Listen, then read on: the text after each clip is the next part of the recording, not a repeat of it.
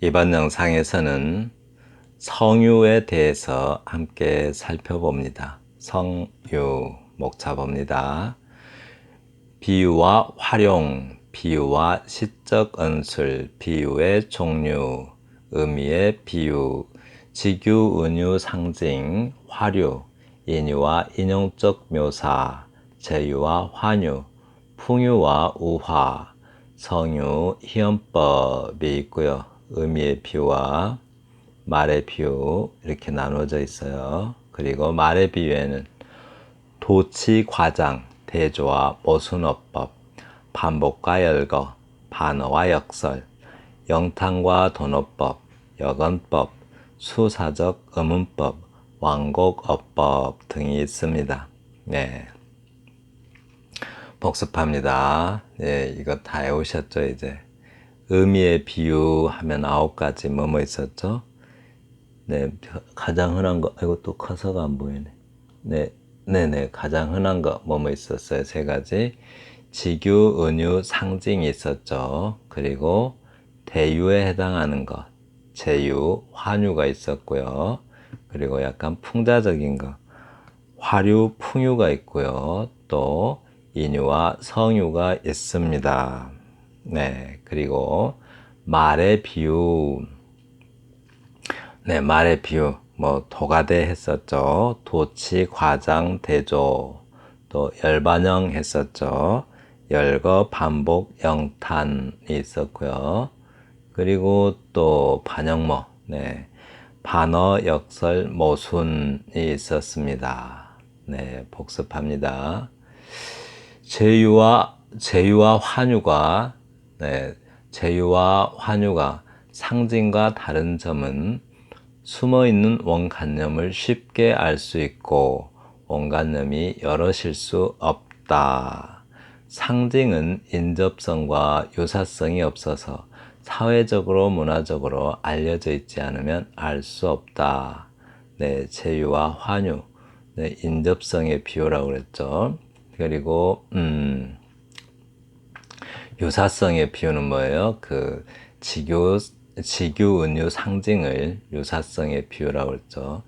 인접성의 비유 하면 왜 인접성의 비유일까요? 예를 들어서 뭐 요람에서 무덤까지 하면은 무덤에서 가장 가까운 어떤 그 관념이 뭐예요? 죽음이죠. 네. 그리고 또 요람에서 가장 가까운 관념은 뭐예요? 네. 탄생이죠. 이렇게 해서 인접성이라고 합니다. 네. 가까운 거. 그렇게 해서 제유와 환유가 발생합니다. 풍유는 네, 원래 allegory 하면 ally가 다른 other라는 뜻이고 glory가 네, speaking 말하기 딴 말하기라는 뜻인데 풍유는 의도하는 바는 숨기고 다른 말 또는 다른 이야기를 내세워서 본래의 의미를 암시하는 비유법이다. 네, 그래서 풍자적 비유를 풍유라고 합니다. 네.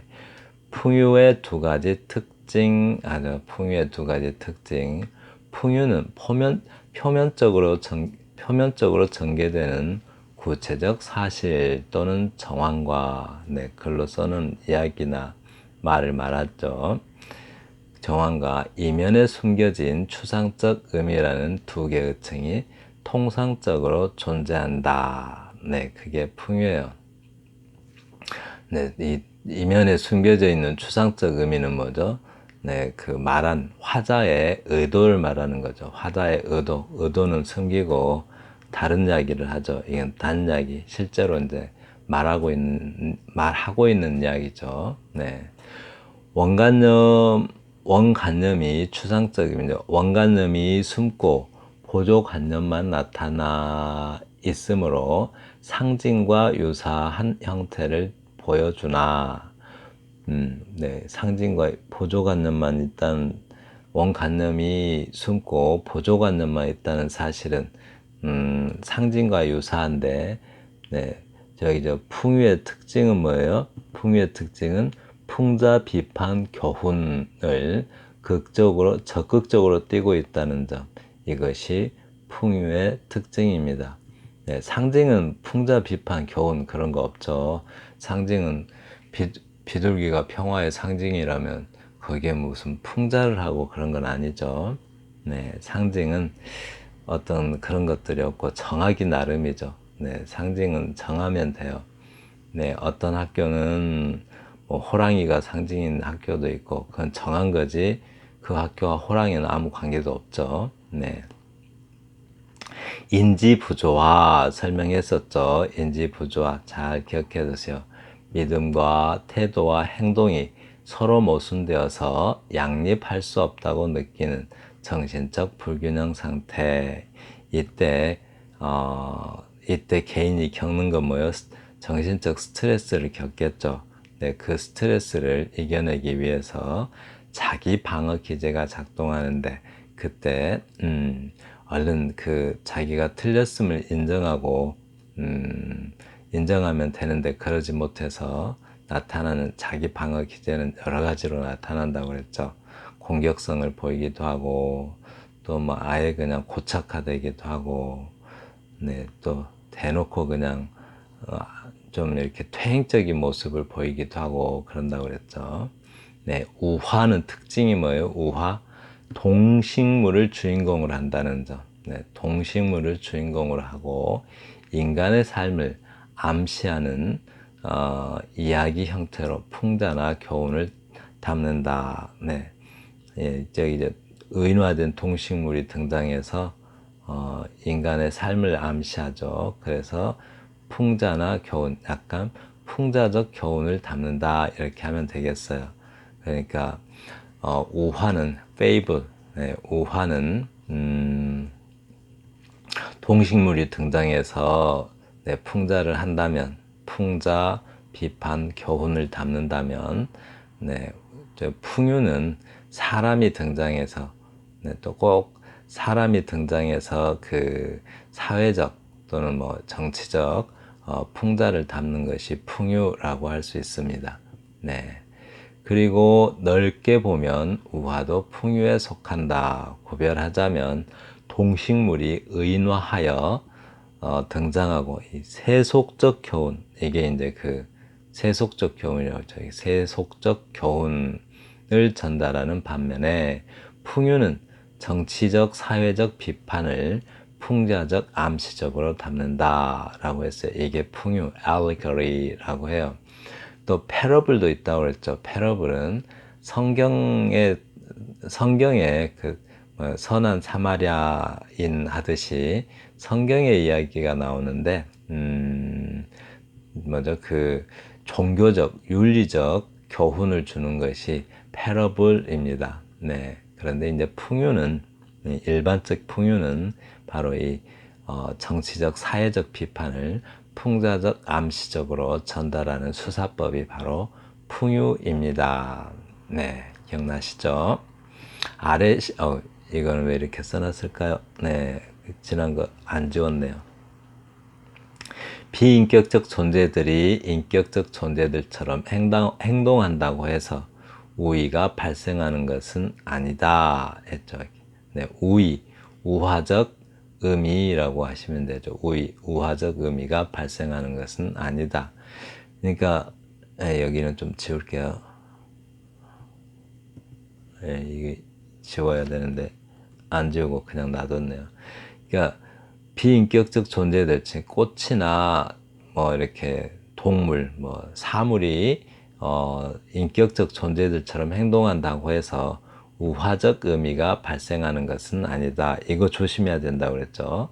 동식물들이 사람처럼 행동한다고 하더라도 추가적 의미를 가지면, 즉 말 그대로의 의미를 가지면 동화 형태의 시이다라고 했죠. 예를 들어서 꽃이 말했다 했는데 진짜 꽃일 수가 있잖아요. 그게 의인화된 꽃이 아니고 동화처럼 네, 진짜 꽃이 말한다고 상상을 해요. 그렇게 진짜 꽃 다른 의미가 있는 게 아니라 진짜 꽃이 말한다고 꽃이 나무에게 말했다 이렇게 했을 때 또 나무도 진짜 나무예요. 추가적 의미로 진짜 나무이면 꽃이 말도 하고 꽃, 나무 이런 것들이 말도 할 수 있는 존재라고 상상을 하면 바로 그게 동화 형태의 시이지 결코 우화는 아니라고요. 우화는 뭐가 있어야 우화예요? 의인화된 동식물이야 하고 암시적 우의, 우화적 비유, 우화적 의미를 가지고 있어야 우화예요. 그러니까 약간 세속적 교훈을 전달하거나 그런 게 있어야 우화다라고 할 수 있습니다. 네. 이번 영상에서 다룰 건데요. 성유. 성유는 의성어로 비유하는 것, 의성어로 비유하는 것을 의성어적 비유를 성유라고 합니다. 근데 네, 의태어도 포함합니다. 네, 이거 왜 이렇게 쓰는지 전에 비슷하게 설명했죠. 그 인간이 동물에 포함되지만 동물과 인간 동물은 짐승을 의미하는 것으로 또 인간은 따로 별도에 있는 것으로 이렇게 나누듯이 네, 여기서 성유라는 것은 원래 의성어적 비유라는 뜻인데 네, 의태어도 포함해서 네, 생각해 주셔야 돼요. 네, 포함하는 의미입니다. 네, 의성과 의태 예, 비길의라는 건데 네, 소리를 통해서 비유한다라는 것이 네, 의성어고 네, 모습태자죠. 모양태. 그러니까 시각적인 것을 통해서 비유한다라는 뜻입니다. 의성과 의태 이렇게 구별하시면 돼요. 의성어는 onomatopoeia라고 영어에서 그렇게 말하는데 사물의 소리를 본떠서 표현한 것을 의태어라고 하고요. 미미시스 영어로 이거 그리스어인데요. 영어로 치면 imitation이라고 해서 어떤 모습을 모방한 것, 네, 그것을 모방한 것을 의태라고 합니다. 네, 어떤 소리가 아니라 어떤 동작, 상태, 모양 등을 본떠서 표현하는 것, 네, 그것을 의태어라고 하고요. 의성어, 그러니까 어가 들어가면 이렇게 onomatopoeic words, 뭐 이거 복수고요. mimetic words라고 합니다. 이렇게. 물론 뭐 어느면 unautomatic word 해야 되고 mimetic word 이렇게 하면 됩니다. 네, 의태어와 의성어 자 이렇게 나눕니다. 네, 시 볼게요.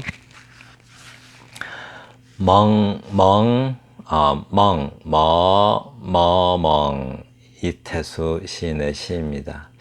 아파도 아프지 않은 개들이 모여 지저대고 부서져 흩어지는 풀벌레 울음. 기다리다 기다리다 고개 저으며 나도 네 발로 멍. 네, 이렇게 썼습니다. 네. 여기서는 지저대는 개, 아파도 아프지 않은 개들이 모여 지저대고 네, 아파도 아플 수 없어요.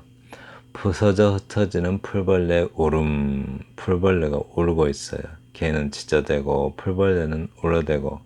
그러니까 여기서 개나 풀에 감정이입을 한 거죠. 기다리다 기다리다 고개를 저으며 나도 네 발로 이 표현이 참 인상적이에요. 나도 네 발로 감정이입했으니까 이들과 같은 감정으로 나도 할 건데 네, 어떻게 해요?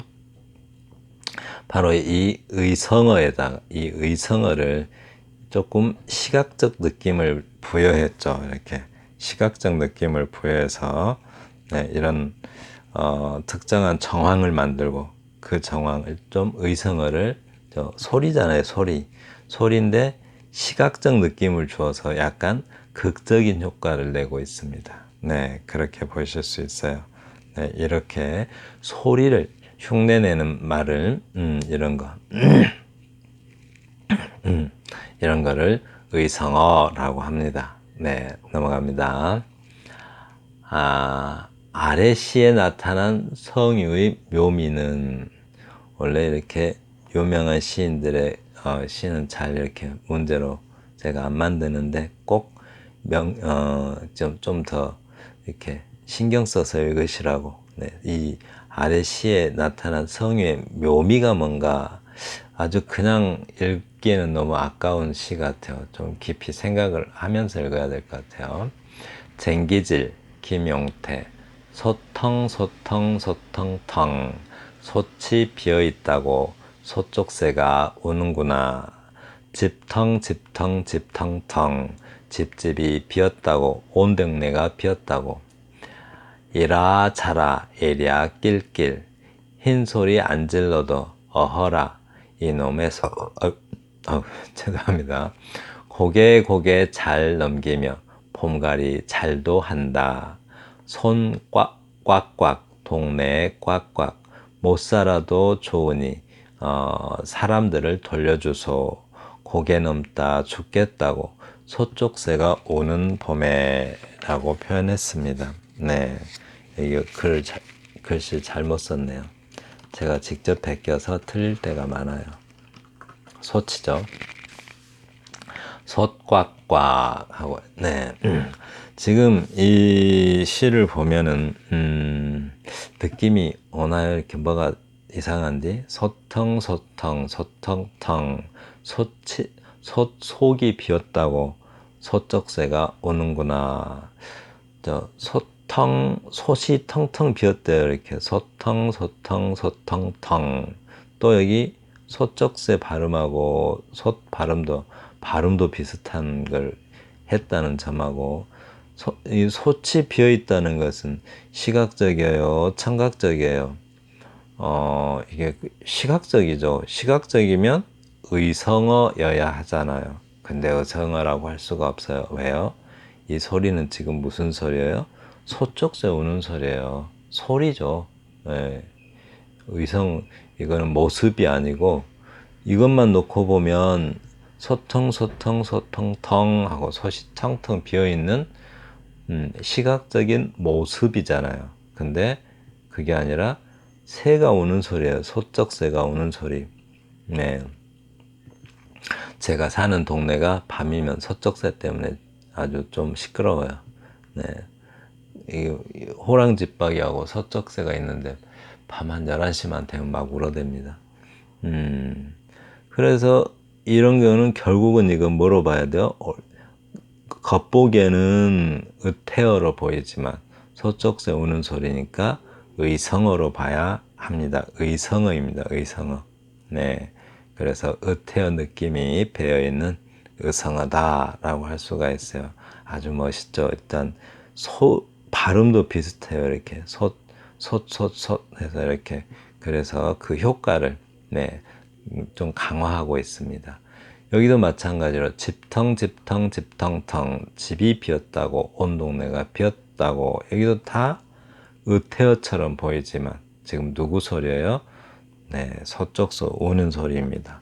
그래서 의성어로 봐야 합니다. 이랴 낄낄 흰소리 안 질러도 이거는 이제 그냥 의성어죠. 어허라 이놈에서 고개 잘 넘기며 봄가리 잘도 한다. 솥 꽉꽉 동네 꽉꽉. 이것도 의성어처럼 아니 의태어처럼 보이죠. 그러나 네, 누구 소리예요? 소쪽새 우는 소리입니다. 그래서 의성어로 봐야 됩니다. 못 살아도 좋으니 사람들을 돌려주소. 고개 넘다 죽겠다고 소쪽새가 오는 봄에. 네. 한글 맞춤법서 볼게요. 이렇게 못을 띄어쓰게 되면 살 수 없다라는 뜻이 됩니다. 네, 이런 거는 살 수 없다라는 뜻으로 쓴 거고요. 만약에 이렇게 붙여 쓰게 되면 네, 가난하게 산다라는 뜻이 돼요. 두 개 구별해서 써주세요. 여기서는 네, 살 수 없다라는 뜻이고 붙여서 쓰면 가난하게 산다라는 뜻이 됩니다. 꼭 기억해 두세요. 네, 꼭 구별해서 써주세요. 넘어갑니다. 임진강 오리때. 이거는 조금 자칫하면은 시를 좀 아는 사람도 헷갈릴 것 같아요. 네, 임진강 오리때 송수곤. 송수곤 시인은 산문에 서선가 아주 유명하죠. 그 시에 굉장히 제가 감명받았던 기억이 있어요. 와글와글 제잘제잘 와글와글 제잘제잘 함경도 나딕은 아바이 사투리 같고 평안도 나딕은 에미나이 감자밭 감자 캐는 소리 같고 내 살던 칠성문 밖 보통학교 하급반 시절 조선어 독본 글 외는 소리 같고 라고 했습니다. 네. 와글와글 지금 임진강 오리때를 보면서 이 글을 지금 화자는 이야기를 하고 있어요. 근데 와글와글이나 제잘제잘 또는 와글와글 제잘제잘 이 말은 저 소리를 표현하기도 하지만 어떤 장면을 표현하기도 하죠. 공간에 있는 어떤 장면. 그렇기 때문에 의성어로 볼 수도 있고 어태어로도 볼 수가 있어요. 이런 이 제잘제잘이든 와글와글이든 이거 마찬가지로 또 봐요. 함경도 나딕은 아바이 사투리 같고 이건 소리죠. 그리고 또 평안도 나딕은 에미나이 감자밭 캐는 소리 같고 네, 또 이렇게 장면도 있고 내 살던 칠성문 밖 보통학교 하급반 시절 조선어 독본 글 외는 소리 같고 네, 그래서 아주 헷갈리는데 이 글은 지금 임진강 오리때를 보면서 장면을 묘사하는 거죠. 네, 그래서 장면을 묘사하고 있기 때문에 읽는 사람에 따라서 다른 의견이 있을 수 있지만 장면을 묘사하고 있기 때문에 의성어로 보는 것이 더 맞습니다. 네, 그렇습니다. 다음 보겠습니다. 구두 한 켤레의 시 곽재구 시인의 시입니다. 네, 영화 속 흔들리며 떠나는 내 낡은 구두가 저문 고향의 강물 소리 들려준다. 출렁출렁 아니 덜그럭덜그럭. 다시 한번요. 영화 속을 구두 한 켤레의 시예요. 제목이 영화 속을 흔들리며 떠나는 내 낡은 구두가 저문 고향의 강물 소리 들려준다. 출렁출렁 아니 덜그럭덜그럭. 제가 이거 잘못 읽은 것 같아요. 저문 쉬고 고향의 강물 소리를 들려준다. 이렇게 읽어야 맞습니다. 네. 우선 빨간 거 좀 봐요. 이 시에서는 이렇게 쓰셔도 돼요. 왜냐하면 여기서 이렇게 띄었었잖아요. 그래서 여기서 이렇게 호흡을 위해서 띄어쓰고 있는 것 같아요. 네. 그러나 웬만하면 이 맞춤법 지켜주세요. 비슷한 음이 반복적으로 나는 것, 네, 비슷한 음절이 반복해서 나면 그런 것을 첩어라고 합니다. 첩어는 합성어니까 이렇게 붙여 쓰는 것이 맞습니다. 이렇게 붙여놓으면 이상하죠, 시는. 그럴 때 이렇게 띄어서 쓰기도 해요, 이렇게. 네. 띄어 쓰는 게 훨씬 낫죠. 네, 그렇습니다. 근데 이제 출렁출렁하고, 출렁출렁, 그죠? 또 여기도 덜그럭덜그럭 소리죠. 소리니까 뭐예요? 의성어라고 해야죠. 의성어. 소리성자잖아요. 의성어. 네, 근데 전혀 느낌이 다른데 영화 속 흔들리며 떠나는 내 낡은 구두가 내 낡은 구두 소리를 들으면서 점은 고향의 강물 소리를 들려준다. 참 시인이 이제 구두 소리를 들으면서 강물 소리를 연상하고 있어요. 구두 소리 들으니까 강물 소리가 떠오른 거죠. 생각이. 연상이라는 말 아시죠? 연상작용. 네, 어떤 것을 구두가 딱 제시되면 구두하고 관련된 그 어떤 것이 떠오르죠. 그것을 연상이라고요. 구두가 강물을 연상시킨 거죠. 네, 강물 소리를 구두 소리가 강물 소리를 연상시킨 겁니다. 그래서 화자는 구두 소리를 출렁출렁하는 강물 소리로 들었어요.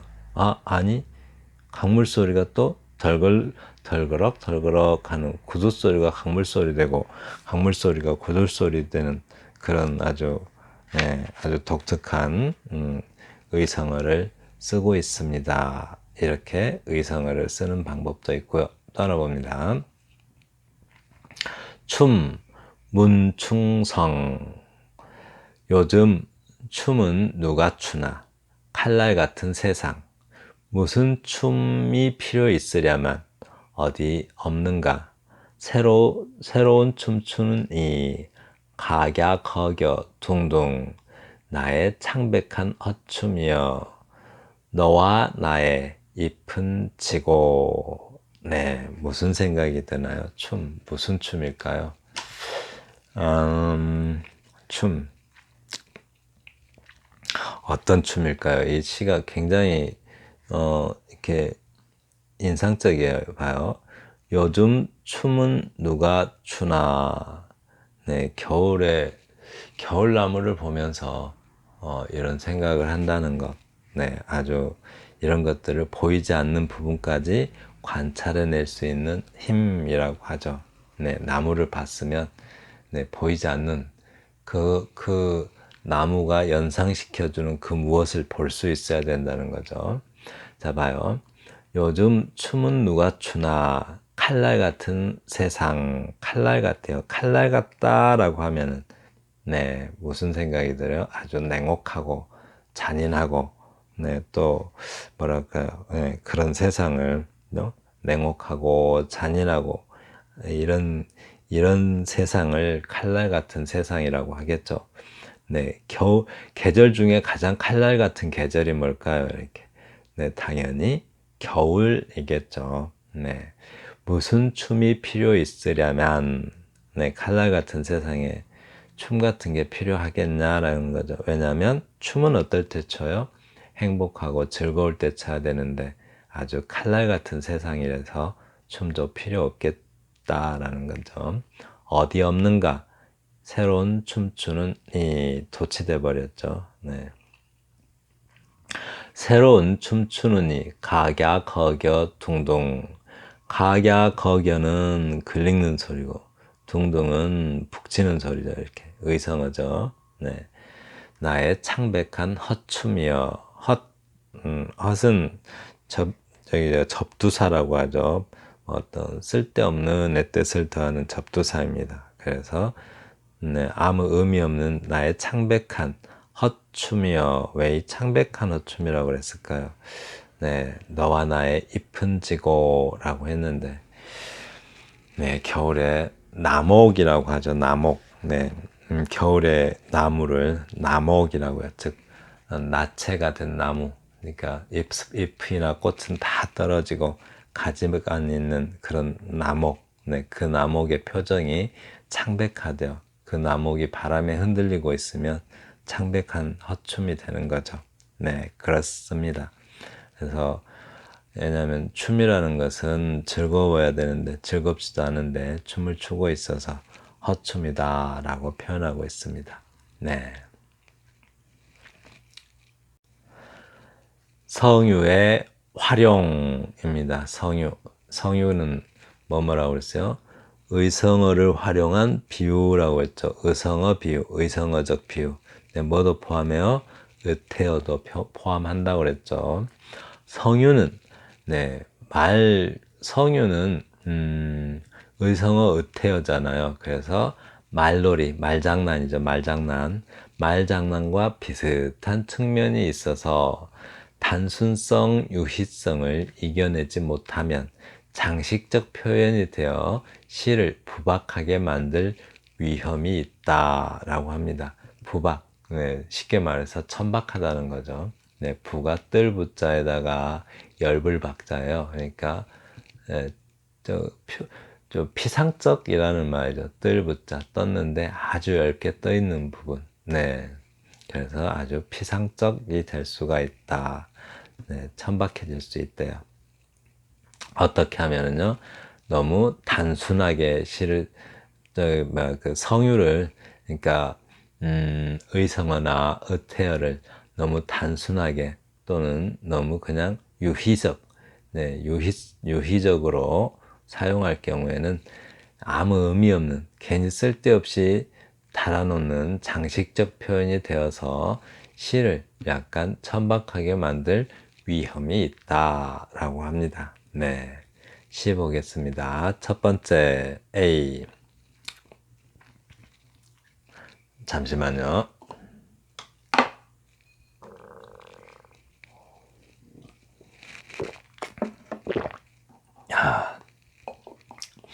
네, 제주도에서 온 삼다수입니다.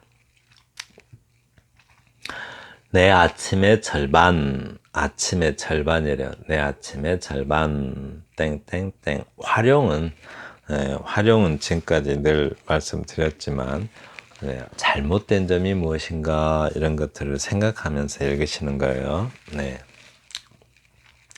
내 아침의 절반, 옆에 선 여자의 얼굴을 힐끔힐끔 보면서도 길가에 늘어선 꽃에 관심이 있는 척하고 땀을 질질 흘리다 버스에서 내리면 휴, 이렇게 아침의 절반은 넘기고 있었다 라고 합니다. 이거 보면은 금방 느끼셔야 되는데, 그죠? 이렇게 옆에 선 여자의 얼굴을 힐끔힐끔 보면서도 길가에 늘어선 꽃에 관심 있는 척하고 땀을 질질 흘리다 버스에서 내리면 휴, 이렇게 아침의 절반은 넘기고 있었다. 좀 느낌이 오나요? 어떤 것이 문제인지? 자, 휴 하는 것은 뭐 소리 안 나도 휴 이렇게 하면은 알죠. 우리가 휴 한다는 거. 그럴 때는 휴 하는 장면, 어떤 모습을 표현한 거면 의태어가 되지만 모습이 아니라 소리를 표현한 거면 의성어가 되죠. 그래서 의성어도 되고 의태어도 되죠. 네. 그런데 땀을 질질 흘리다. 이거는 시각적인 거죠. 땀을 질질 흘린 것은. 그래서 이거는 의태어라고 합니다. 그런데 이제 뭐 힐끔힐끔도 있네요. 이렇게 힐끔힐끔 이런 것도 이제 의태어에 해당되죠. 힐끔힐끔. 자, 얼굴을 힐끔힐끔 본다. 땀을 질질 흘린다. 또 휴, 뭐 이렇게. 휴는 조금 제외할까요? 땀을 질질 흘린다. 얼굴을 힐끔힐끔 본다. 이 전체적 느낌도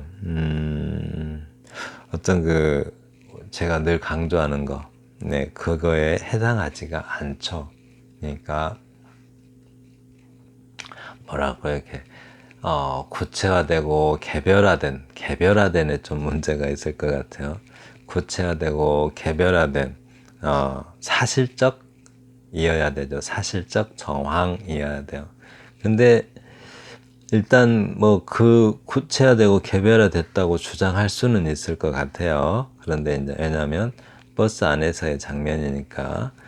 그런데 그렇게 보시면 안 되고, 왜냐하면 너무 흔한 표현이죠. 이게 너무 흔히 있는 일이고, 뭐 이렇게 특별할 것도 없는 이 시를 써야 될 구체화되고 개별화된 그리고 사실적인 이유가 별로 없어요. 왜냐하면 이 독자가 이것을 읽어야 될 이유가 없는 거죠. 물론 시인은 자기 주관적 관점에서 이것이 이 시를 쓸 만한 이유가 있다라고 말할 수 있지만 독자의 입장에서 보면 이 말을 왜 썼지라고 내가 왜 이 글을 읽어야 될지라고 할 만도 하죠. 네, 그래서 이것을 구체화되고 개별화되고 사실적 정황에 해당된다고 보기에는 조금 무리가 있습니다. 게다가 자 여기 얼굴을 일끔일끔 본다. 얼굴을 일끔일끔 보면서도 너무 기계적 지각이죠. 네, 우리가 습관적으로 인식하고 있어요. 기계적으로 표현하고 있고, 그러니까 뭘 본다는 것, 너무 흔히 쓰는 표현이잖아요. 이게 얼굴을 일끔일끔 본다. 또 땀을 질질 흘린다. 흘린다를 좀 강조할 때 당연히 그냥 들어가 버리는 표현이고, 보다 얼굴을 몰래 본다라는 말을 할 때, 네, 기계적으로 힐끔힐끔을 넣게 된다는 거죠, 이렇게. 기계적으로는. 한마디로, 이 시만이 가지고 있는 어떤 특수성을, 구체적 정황이 없다는 거죠. 한마디로 이거는 기계적 지각에 의한 습관적 표현이다라고 말할 수 있겠습니다. 네, 그렇습니다. 이렇게 쓰면 아주 심하게 그냥 기시감이라는 것은 어서 본 것 같다라는 뜻이죠. 어서 본 것 같은 느낌, 이것을 기시감이라고 해요. 이렇게 써놓으면 시가 대단히 심하게 기시감이 든다라고 평가할 수가 있겠습니다. 네. 그러니까 이렇게 얼핏 보면은 아주 또 하나 이거 좀 지적하고 싶어요. 지금 이 화자는 어디에 있어요? 버스 안에 있어요. 근데 길가에 늘어선 꽃에 관심 있는 척하고, 이제 여자 얼굴을 보다가 여기가 길도 아니고 버스인데, 그래서 너무 사실적이지가 않다라고 할 수 있습니다. 네. 원점이네, 원점. 어머니, 햇살같이 까르륵 웃으며 달려오는 어린 아이의 치아가 고와요 라고 했습니다. 네, 다시 한번요. 어머니, 햇살같이 까르륵 웃으며 달려오는 어린 아이의 치아가 고와요 라고 했습니다. 네. 어머니, 이거를 좀 이렇게 써놨어야 되는데, 이게 맞습니다. 햇살은 까르륵 웃는다. 이건 청각이잖아요. 까르륵 웃는다. 청각이죠. 근데 햇살은 뭐예요? 시각이죠. 햇살같이 해맑게 웃는다. 이거라면 모르겠는데, 까르륵 하고 하는 것은 좀 어울리지가 않죠. 그래서 조금 까르륵 하는 것은 청각적이고, 그죠? 그래서 성유, 그러니까 의성어라고 할 수가 있는데, 햇살같이라는 이 직유가 들어감으로 인해서 이 말과 어울리지 않는 표현이 돼버렸어요. 네. 그래서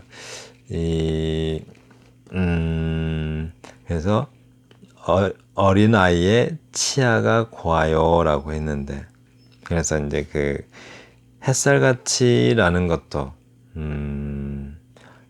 햇살같이라는 것도 직유로서 비유죠. 그런데 까르륵이라는 것도 성유, 그러니까 이것도 비유죠. 비유가 이렇게 겹쳐 있게 되면 좀 약간 장식적 느낌이 날 위험이 있습니다. 그래서 그러니까 비유가 두 가지가 겹쳐서 쓰일 때는 매우 신중하게 써야 돼요. 아주 잘 어울려야 되고 꼭 필요한 느낌이 나야지, 괜히 이렇게 넣어놓으면 장식적인 표현을 쓴 것 같은 느낌이 들어서 어떤 시를 직조하는데 좀 정성이 부족하다라는 평가를 받을 수가 있겠죠. 그런 문제점이 보입니다. 넘어갑니다. 사계래요, 사계. 사계. 제가 한자를, 이게 우리 뭐든지 이렇게 잘 하는 사람도 뭐든지 오랫동안 안 쓰다 보면 잊어버리죠. 제가 한자를 아주 조금 심하게 잘 하는 편인데, 이걸 보면서 이자인 줄 알고 사이 하는데 이게 뭐지 하고 써보니까 사계더라고요. 세상에 이 쉬운 한자도 이렇게 헷갈릴 때가 있습니다. 이자는 위가 벼와자가 아니라 나무목이죠. 그런 나름 좀 재밌었는데, 나름 좀 웃겼어요.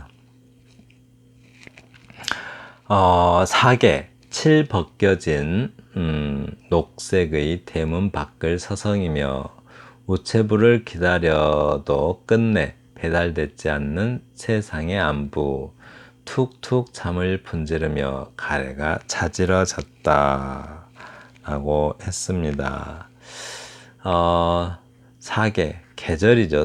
사계절. 칠 벗겨진 녹색의 대문 밖을 서성이며 우체부를 기다려도 끝내 우체부를 기다려도 끝내 배달되지 않는 세상의 안부 툭툭 잠을 분지르며 가래가 차지러졌다. 이거는 대단히 표현이 잘 됐네요. 그죠? 칠 벗겨진 녹색의 대문 밖을 서성이며 상당히 구체적이고 개별화되어 있고 우체부를 기다리는 상황도 그렇고요. 또 어떤 안부를 기다리는 것도 그렇고요. 기다림이라는 정서가 있어요. 이렇게 기다림의 정서가 있는데 툭툭 그러니까 분지른다 이 말은 나뭇가지를 분지르는 것을 분지른다라고 하죠. 네. 그런데 가래로 좀 시달리기도 하는 것 같은데 기다림이라는 정서가 있어요. 기다림. 네. 잠 못 이루게 하는 그 기다림. 그리고 또 건강에도 연세 드신 분들이 가래가 많이 생겨서 밤에 좀 고생하기도 하죠. 그런 어떤 안타까움도 있고. 그런데 이제 분지른다라고 하면은 나뭇가지를 분지른다 해야 되는데 나뭇가지가 이렇게 가늘고 길잖아요. 그래서 연세 드신 분들이 잠을 깊게 못 자죠. 아주 가늘게 잠들어요. 이렇게 쉽게 깨고 그러죠. 자다가도 일어나고. 네, 그래서 이렇게 어떤 기다림의 정서, 뭐랄까요, 간절함? 네, 어떤 불안함. 뭔가 기다린다는 것은 불안하면서도 간절하면서도 불안한 그런 어떤 심경이죠. 그런 심경 때문에 잠을 잘 못 이루고 있어요. 그런데 잠을 자고 있는 모습은, 이렇게 좀, 뭐랄까요, 시각적인 모습이죠. 그런데 그 잠을 툭툭 분지르며 라고 했어요. 청각적이죠, 이렇게. 네, 툭툭 잠을 분지른데 나뭇가지 분지르듯이 분지르며 가래가 차지러졌다 라고 합니다. 네.